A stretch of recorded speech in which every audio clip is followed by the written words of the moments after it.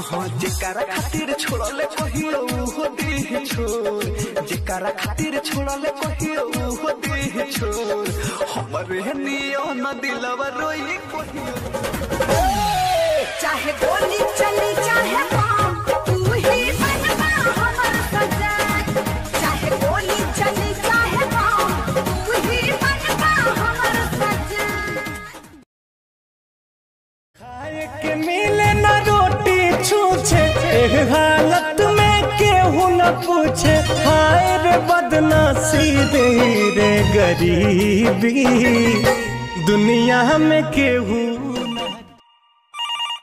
Hello hello, आगे कहाँ नहीं गे? घर में ही है। मीना है। अच्छा आ रही हो ना? आ जाओ धोखे दे में की। अरे नहीं नहीं पक्का आ रही हो। फोनवा काहे न उठा बोनी गे?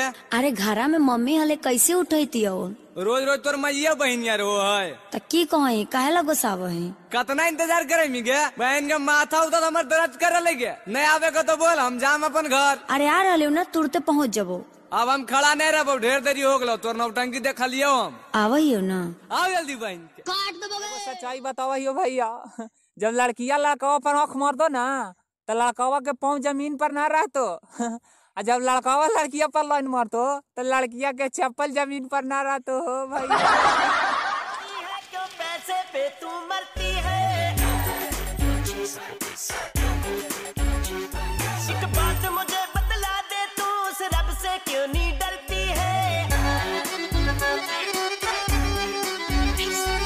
क्या होता है पैसे का, पैसे की लगा दूं ढेरी।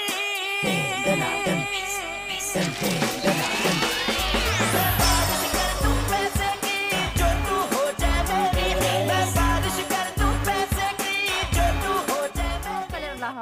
हाँ ठीक बा। कौ भाई बहन बाड़ा? 3 गो भाई आ 2 गो बहिन। अच्छा, तहार कौन नंबर हो? जियो के।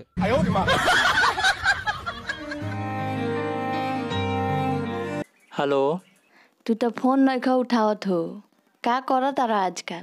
तोहके भूले खातिर लबदी रे, खेली दिन रात। आपन हो या गैर, जे औरत के इज्जत ना करी आप